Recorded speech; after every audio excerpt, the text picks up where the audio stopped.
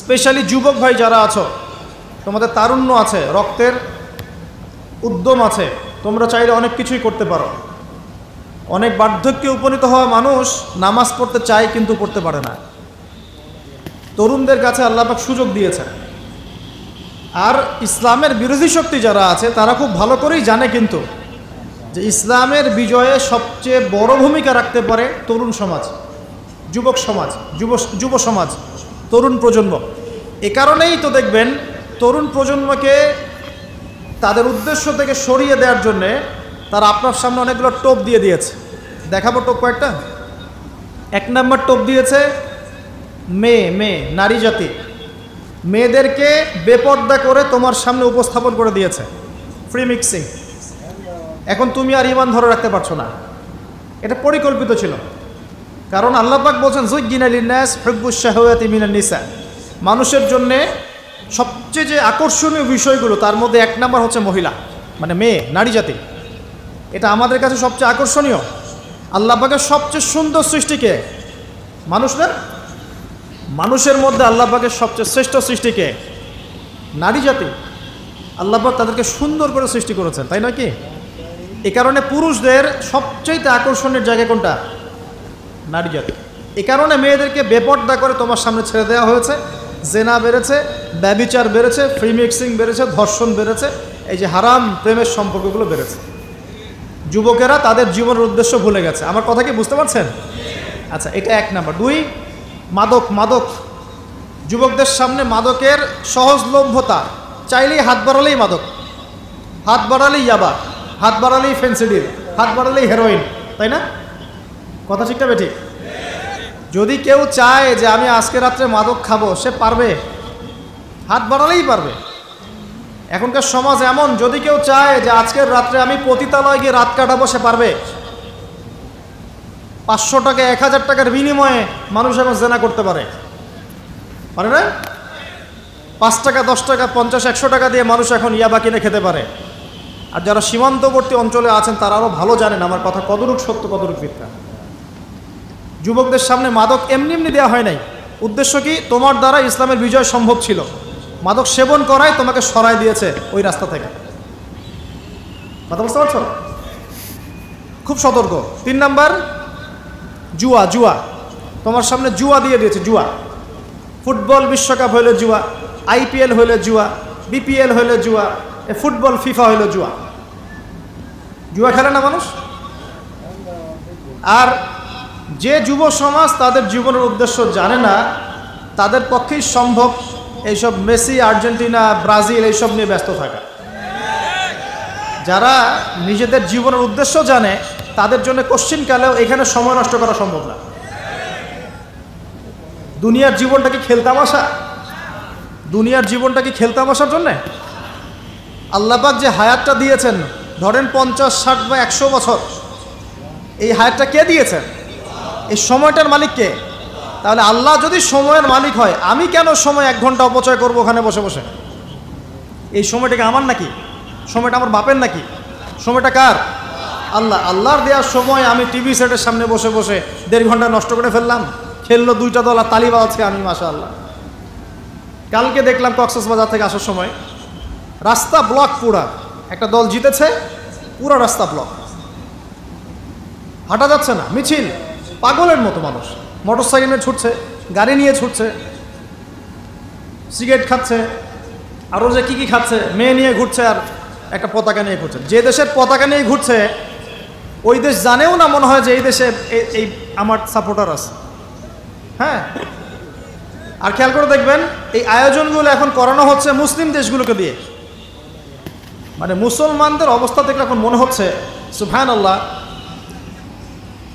যে হারাম একটা কাজকে জায়েজ করার যে কত তরিকা বের হয়েছে এখন। একটা মুসলিম কান্ট্রি জিতেছে, মানে ভাবখানা এমন যে এই জেতার ফলে আমরা ইসলামী খেলাফত কায়েম করে ফেলেছি। এখানে বিষয়টা কি জানেন? আমাদেরকে এই খেলাধুলার অহেতুক কাজে ব্যস্ত করে দিয়ে ওরা ওদের এজেন্ডা বাস্তবায়ন করছে। দেখবেন যখন যখন রমজান মাস আসে তখন দেখবেন মুসলিম কান্ট্রির উপর নির্যাতন বাড়ে। যখন যখন বড় বড় ইভেন্ট হয়, ওয়ার্ল্ড কাপ, এইটা সেটা, দেখবেন ভিতরে ভিতরে মুসলিম কান্ট্রির উপর নির্যাতন বাড়তে থাকে। মানুষ একদিকে তাকায় থাকে আর একদিকে উদ্দেশ্য সাধন করতে থাকে। বুঝাচ্ছি বিষয়টা।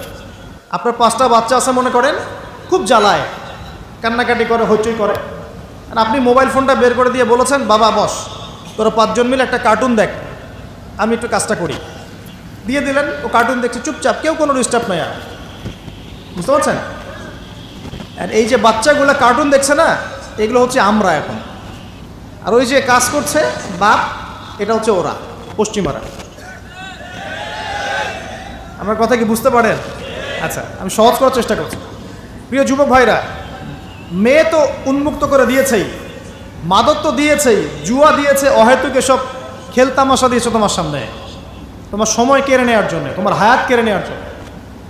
তোমার মূল্যবান হায়াত, যে হায়াতটাকে তুমি আল্লাহর পথে দাওয়াতের কাজে ব্যয় করবা, দিন চর্চার কাজে ব্যয় করবা, আল্লাহর ইবাদতের কাজে ব্যয় করবা, আমর বিল মারুফ নাহি আনিল মুনকারের কাজ করবা, এই সময়টা ওরা কেড়ে নিয়েছে তোমার কাছ থেকে। বুঝতে পারছো না তুমি? আবার নেশা দিয়ে তোমার ভিতরটা নষ্ট করে ফেলেছে, জেনা দিয়ে তোমার অন্তরের নূর নষ্ট করে দিয়েছে, ফ্রি মিক্সিং দিয়ে জেনা এবং তোমার যে পবিত্রতা, চারিত্রিক পবিত্রতা নষ্ট করে দিয়েছে। আরও দিয়েছে পর্নোগ্রাফি। বেশিরভাগ যুব সমাজ এখন বাসায় গিয়ে রাতের বেলা পর্ন দেখে।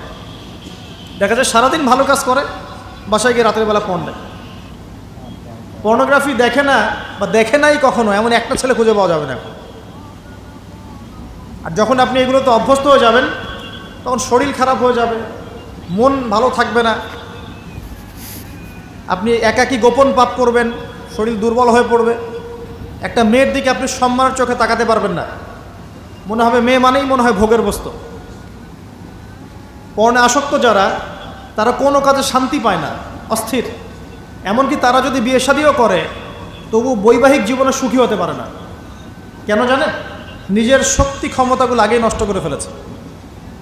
এবং অনেকগুলো মেয়ে যখন আপনি দেখবেন নগ্ন, তখন আপনার স্ত্রীকে আপনার কাছে সুন্দর মনে হবে না, মনে হবে এই মেয়ের চেয়ে মনে হয় ওই মেয়েটা সুন্দর, এর চেয়ে মনে হয় ওইটা সুন্দর।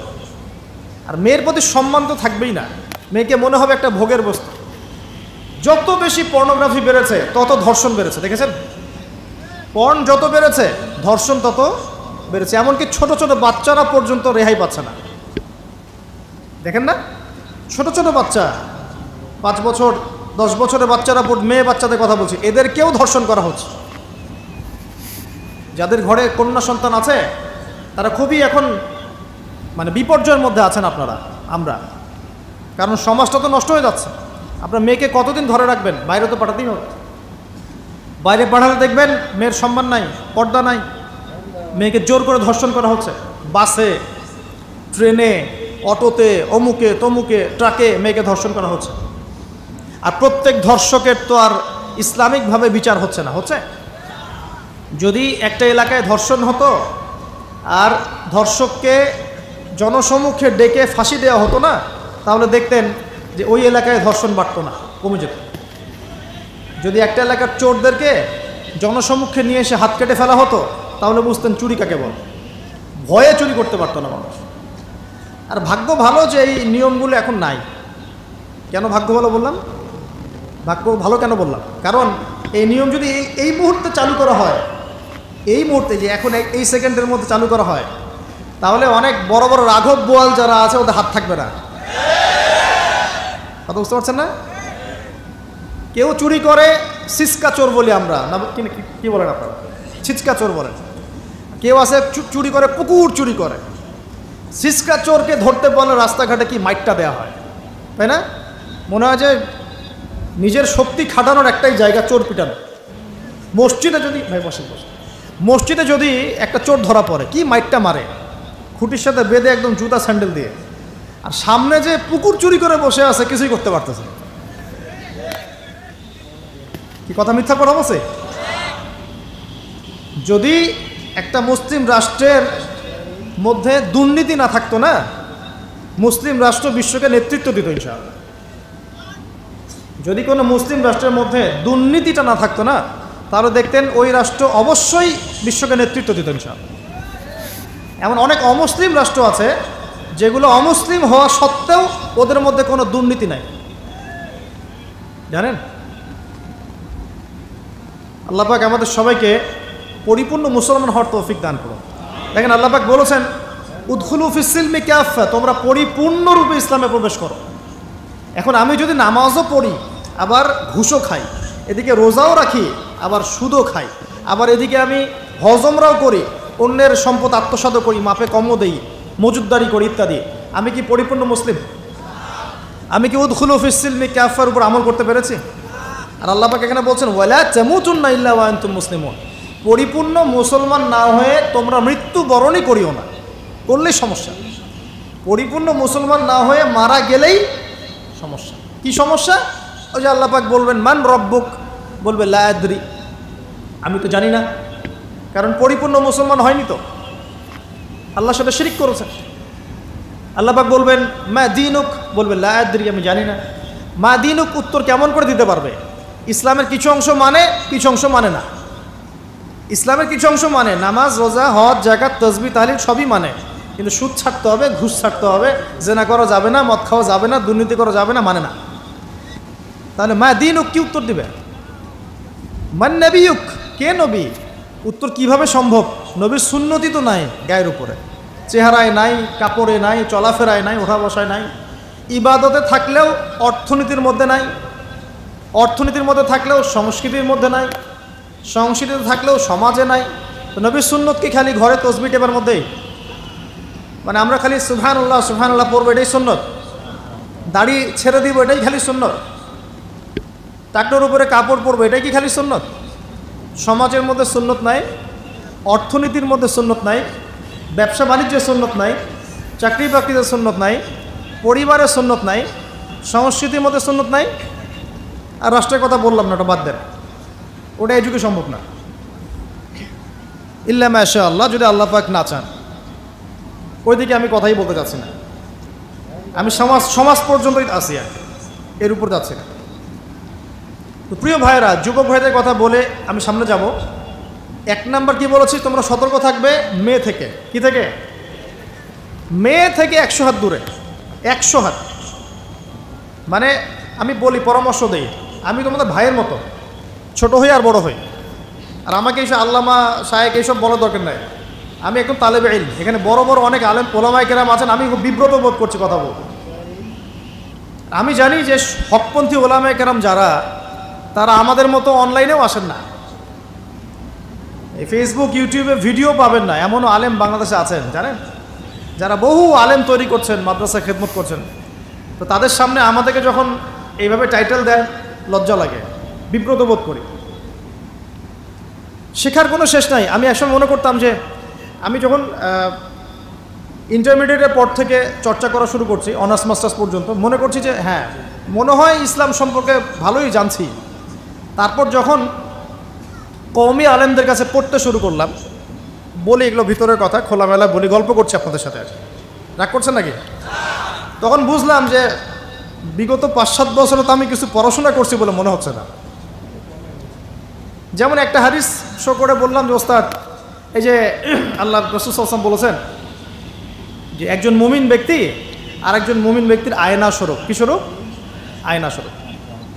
তো আমি যদি অনলাইনে কোনো ভাইয়ের ভুল ধরিয়ে দেই সমালোচনার মাধ্যমে, তাহলে কি আমি হাদিসের উপর আমল করলাম না? তখন ওস্তাদ মিটিমিটি হাসছেন, বলছেন যে তোমার তো টুকটাক অ্যারাবিক গ্রামারের বেস ভালোই, তোমার কি মনে হয়? আমি বললাম যে আমার কাছে তো এটাই মনে হচ্ছে যে আমি যদি সমালোচনা করি, আমি তো এই আমর বিল মারুফ নাহি আনিল মুনকারের কাজই করলাম। তো তিনি বলছেন আসলে এই হাদিসের ব্যাখ্যা এমন হয়। কেমন ব্যাখ্যা? তুমি কি খেয়াল করো নাই? আমাকে বলছে তুমি কি খেয়াল করো নাই, তুমি যখন আয়নার সামনে গিয়ে দাঁড়াও, তখন আয়না কিন্তু তোমার সাথে কথা বলে না, আয়না নীরব থাকে, স্থির থাকে, কিন্তু তোমার দোষ ত্রুটি কোথায় আয়না কিন্তু দেখিয়ে দেয়। মনে করেন, বুঝাচ্ছি, মনে করেন আপনার গাল কেটে গেছে, আপনি আয়নার সামনে দাঁড়িয়েছেন, আয়না কিন্তু আপনাকে বলে দিবে না এই যে তোমার গাল কাটা, এই ছেলে তোমার গাল কাটা, হ্যাঁ এই মেয়ে, এই ছেলে তোমার এই সমস্যা ওই সমস্যা, বলবে? চুপচাপ থাকবে, আয়না দেখিয়ে দিবে আপনার ভুলটা কোথায়। তো তিনি আমাকে হাদিসের ব্যাখ্যা শেখাচ্ছেন, বলছেন যে একজন মুমিন ভাই যদি কোনো ভুলের উপর থাকে, তুমি সঠিকটা আমল করে ওর সামনে দাঁড়িয়ে দেখিয়ে দিবে যেটা সঠিক। তো বুঝলাম, যতদিন যাচ্ছে আমি বুঝতে পারছি যে আসলে এই জ্ঞানের সমুদ্র যে কত গভীর, 100 বছর হায়াত দিলেও মনে হয় শেষ করতে পারবো না। তো প্রিয় যুবক ভাইরা, নসিহত করছি, সেটা হচ্ছে যে দিনের জ্ঞান অর্জন করতে হবে। জ্ঞান অর্জনের কোনো বিকল্প নাই। আর জ্ঞান অর্জনের জন্য শুধুমাত্র ফেসবুক, ইউটিউব যথেষ্ট নয়। এগুলো কনস্ট্রাকটিভ কোনো মাধ্যম নয়, বরং ফিতনা ছড়াবে এগুলো কিন্তু বেশিরভাগ ক্ষেত্রে ফিতনাই ছড়াচ্ছে। আপনার কাছে মনে হচ্ছে হয়তো যে অনেক কিছু লাইভ হচ্ছে, আমরা পাচ্ছি, হ্যাঁ, অনলাইনের মাধ্যমে জানছি, হ্যাঁ ঠিক আছে, স্বীকার করি, ভালো আছে, কিন্তু এর মন্দটা অনেক বেশি। এর মধ্য দিয়ে আলেমে বিভক্তি হয়ে গেছে। এর মধ্য দিয়ে একে অপরের সাথে আমাদের সম্পর্ক নষ্ট হয়ে যাচ্ছে। গীবত, তহমত, সমালোচনা, কাদা ছড়াছড়ি সংস্কৃতি বাড়ছে, ঐক্য বিনষ্ট হচ্ছে, অনেক সমস্যা হচ্ছে। আর এগুলো কনস্ট্রাকটিভ সিলেবাস নয়। সিলেবাস আপনাকে ওলামায়ে কেরামের কাছে এসে জানতে হবে।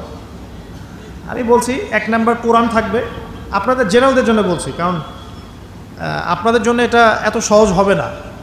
মাদ্রাসা যারা পড়া শুরু করেছেন ছোটোবেলা থেকে তাদের জন্য সহজ, আপনাদের জন্য এত সহজ নয়। সিলেবাসগুলো জেনে রাখেন। কোরআন পড়তে হবে আগে, পবিত্র কোরআনের বিশুদ্ধ তেলাওয়াত শিখতেই হবে, এবং প্রত্যেক দিন চেষ্টা করবেন 1 পৃষ্ঠা 2 পৃষ্ঠা, আধা পারা 1 পারা করে তেলাওয়াত করার জন্য। তেলাওয়াতের কোনো বিকল্প নাই, প্রত্যেক হরফে 10 নেকি পাবেন ইনশাআল্লাহ। এরপরে এর ভাষা আছে, কোরআনিক গ্রামার আছে, নাহু সরফ। আর এই বইগুলো আপনি একা পড়তে পারবেন না। এই বইগুলো পড়তে হলে ওস্তাদ লাগবেই। এক একটা বই 2 বছর করে পড়তে হইতে পারে, পড়তে হবে। যদি আপনি কোরআন জানতে চান, বুঝতে চান, পড়তে হবেই। আর যদি মনে করেন না আমার এত জানা বোঝার দরকার নাই, সেটা আলাদা বিষয়। তখন আপনি ওলামায়ে কেরামের কাছে গিয়ে জিজ্ঞাসা করে মাসআলা নিয়ে নেবেন। এখানে একটা কথা বলে দিই, এখন আবার একটা নতুন আমি ফিতনাই বলবো বের হয়েছে যে আলেম ওলামার প্রয়োজন নাই, কোরআন হাদিস বাসায় পড়বা, নিজে একা একাই মুস্তাহিদ হয়ে যাবে। অনেক দিনী ভাইকে দেখছি আমি, যুবক, ইয়াং, তার আগে বিপদগামী ছিলেন, হেদায়েত হয়ে ইসলামের দিকে এসেছেন, এখন প্রথমেই সহিহ বুখারী টান দিয়ে পড়া শুরু করুন। কে বললো আপনাকে প্রথমে সহিহ বুখারী পড়তে? আপনি কি এক লাভ দিয়ে এই মেডিকেল সায়েন্সের বই পড়তে যাবেন? এত কঠিন কঠিন বই আগে কেন? এই বইগুলো পড়তে ওলামায়ে কেরামের 15-20 বছর সময় লাগে। 15-20 বছর সময় লাগে। 15 বছর বেশি বলে ফেলছি মনে হয়। আমাদের মতো হলে 20 বছর লাগবে। কঠিন বই আগে না, আগে সহজ বইগুলো পড়তে হতো। তো ভাবখানা তখন দেখা যায় এমন, কয়েকটা হাদিসের কিতাব পড়ে, কোরআনের কিছু অনুবাদ পড়ে, আলেম ওলামার আর দরকার নাই, কোনো মাযহাবেরও দরকার নাই, আমি নিজে একাই মুস্তাহিদ। এটা একটা ফিতনা চলছে। তো আমি বুঝাচ্ছি আপনাকে, একটা মাসআলা ধরেন আপনার সামনে আসলো, মনে করেন ওই যে আমি পেপার মানি নিয়ে কথা বলেছিলাম না, কাগজের টাকা, এরপর আসছে ক্রিপ্টোকারেন্সি। কি আসছে? নাম শুনেন নাই? ইলেকট্রনিক মানি তো চলে আসছে, যে ইলেকট্রনিক মানি দিয়ে আপনারা লেনদেন করছেন না, এরপরে আসবে ক্রিপ্টোকারেন্সি। ক্রিপ্টোকারেন্সি মানে বিটকয়েন। এগুলো ভবিষ্যৎবাণী না, কিন্তু কিছু মানুষ মনে করে এগুলো ভবিষ্যৎবাণী। এগুলো ভবিষ্যৎবাণী না, এগুলো বর্তমান। অলরেডি পৃথিবীর কিছু কিছু দেশে চলে আসছে, হয়তো বা এদেশেও অচিরে আসবে। তো মনে করেন এখন আপনি একজন সাধারণ মানুষ, ক্রিপ্টোকারেন্সি কী জিনিস আপনি বোঝেন না। এখন আপনি একজন আলেমের কাছে আসলেন, এসে বললেন যে হুজুর, ক্রিপ্টোকারেন্সি কী জিনিস আমি বুঝি না, এটা হালাল না হারাম, জায়েজ না জায়েজ, কতটুকু রাখা যাবে রাখা যাবে না, মাসআলা দেন। এখন আমি যদি আপনাকে বলি, এই যে ভাই নেন কোরআন, এই যে তাফসীর ইবনে কাসির নেন, জালালাইন নেন, মারিফুল কোরআন নেন, এই যে বুখারী, মুসলিম, তিরমিজি, আবু দাউদ, নাসাই, সবগুলো নেন, বাসায় গিয়ে পড়াশোনা করে মাসআলা বের করেন, পারবেন? সম্ভব? সম্ভব কি? কে পারবে? যিনি মুস্তাহিদ। আর একটা সমাজের মধ্যে মুস্তাহিদ মানুষের সংখ্যা কতজন থাকে? অল্প কিছু। বেশিরভাগ মানুষই তো অন্ধ অনুকরণ তাকলিদ করতে হবে তাকে। তখন এই যে আপনি আমার কাছ থেকে মাসআলাটা জানলেন, এই মাসআলা জেনে নেওয়াটা কি আপনার জন্য উচিত না অনুচিত? আপনার এই মাসআলা জেনে নেওয়াটা কি উচিত না অনুচিত? এই মাসআলা আমার কাছে বা আলেমের কাছে না জানলে কিভাবে শিখবেন আপনি? শেখার জন্য আপনাকে আসতে হবে না? এটাই মাযহাব, এটাই মাযহাব। এখানে বিভ্রান্তির কোনো সুযোগ নাই যে আমি এগুলা মানি না, আমি খালি বইপত্র একা একা পড়বো, আলেম হয়ে যাবে, সম্ভব না। যখন আমরা কলেজে পড়তাম অনেক সময় মনে হতো যে হয়তো বা সম্ভব, যখন পড়া শুরু করেছি তখন দেখছি যে না, এই সমুদ্রে ডুব দেওয়া কেবল শুরু, এর তলানেই খুঁজে বের করতে 100 বছর লাগবে মনে হয়, আল্লাহ ভালো জানে। তো প্রিয় ভাইয়েরা, যুবক ভাইদেরকে বলছি, স্পেশালি আজকের লেকচারটা স্পেশালি তোমাদের জন্যই।